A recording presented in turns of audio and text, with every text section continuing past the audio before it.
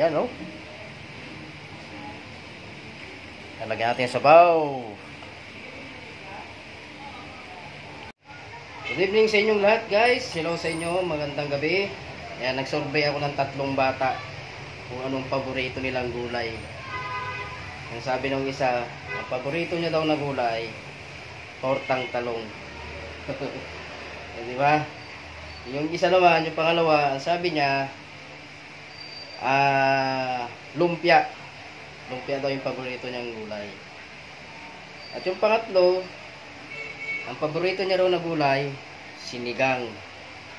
Kaya mga bata ngayon, hindi nila alam kung ano yung gulay. Totoong gulay. So ngayong gabi guys, magluluto tayo ng lutong Ilocano, yung dinengdeng. Dadaling ko kayo sa probinsya. Kasi yung sa probinsya, ganito lagi yung niluluto namin. Ito yung kinalakihan ko simula pagkabata. Ayan, hanggang ngayon. So nakakamiss din magulam ng gulay. So tara guys, samahan nyo ako. So narito guys ang ating mga gulay. Meron ditong kamatis, sibuyas, patola, sigarilyas, sitaw at dahon ng malunggay. Siyempre lalagyan natin yan ng bawang. At siyempre meron ditong bagong isda. So ayan na guys, na-prepare na natin yung ating lulutuing dinengdeng. Ayan, sari-saring gulay. Siyempre andito ang kamatis, ang malunggay, yung lechong kawali, yung sibuyas, bawang at luya. At siyempre mga idol, hindi mawawala ang bagong isda. Ito ang sigarilyas, ang patola, ang talong, at ang sitaw.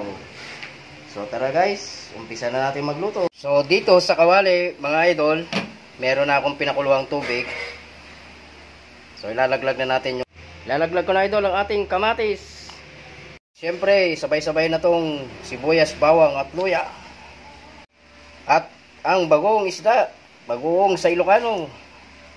At siyempre mga idol, hindi mawawala ang pampalasa, ang magic, ang salat. Tatakpan lang natin yan, papakuloy natin, tapos ilalaglag na natin ang ating ibang. Ayan guys, ang bango. So pwede na natin ilaglag ang ating sitaw at saka.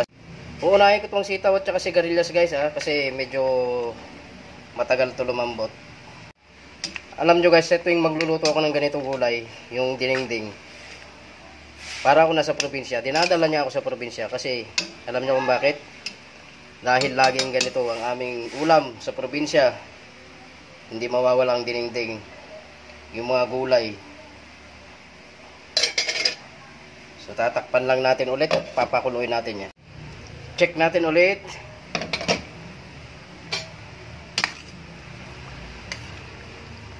So ayan guys, pwede natin ilaglag yung ibang. Pagsasabayin ko na tong talong at patola. Dahil sabay naman lalambot yan. Masarap kumain ng gulay. Dahil ito ay masustansya. May dalang protina sa ating katawan. Tatakpan lang natin ulit. Pakuloyin natin siya hanggang sa i-check natin ulit dyan after 3 minutes. Ayan guys, okay. Sarap nitong gulay na to. Para ako nasa probinsya. Oh. Lalaglag ko na guys ang ating malunggay, yung dahon ng malunggay, ang ating pangpinali. At syempre, para lalong sumarap, isabay na natin yan guys, yung lechong kawali sa ibabaw. Yun. Takpan lang natin saglit. Siguro mga 1 minute lang.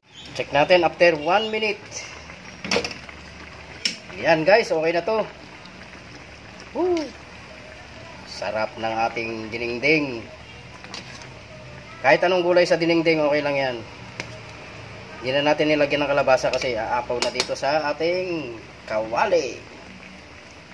So magpi-plate na tayo guys.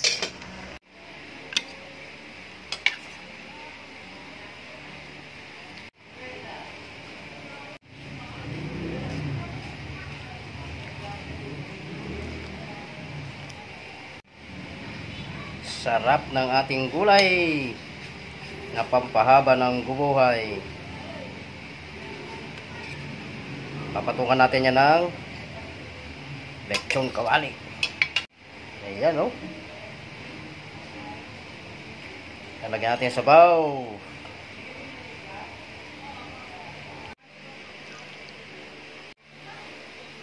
Ayan na guys, ang ating dinengdeng. Sarap. Siyempre may toppings niya na lechong kawali para nakabalance naman tayo. Para talaga ako nasa probinsya nito. Pag ganito ang ulam. Kasi pag nasa probinsya kami, ganito lagi ang niluluto namin. Hindi mawawala ang dinengdeng sa hapagkainan. Yan ang kinalakihan ko. Nung bata kami, ganito pa rin yung inuulam namin hanggang ngayon. Sinishare ko lang sa inyo guys. Tikman natin to guys.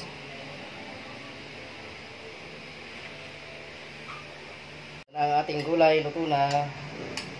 So, titikman natin. Ang sarap. Nagpa-blend ng lasa yung lechong kawali. Sakto lang.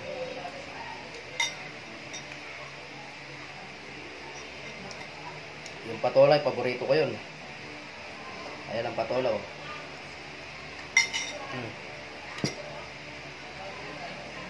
Ayan, maraming salamat sa inyong panunood. Lalong-lalo na sa aking mga followers at subscribers. Tuloy-tuloy lang po, laban lang ng laban. Dahil marami pa tayong video i-upload na pagsasamahan. Ayan, magandang gabi sa inyong lahat. Shout out, mabuhay po tayo.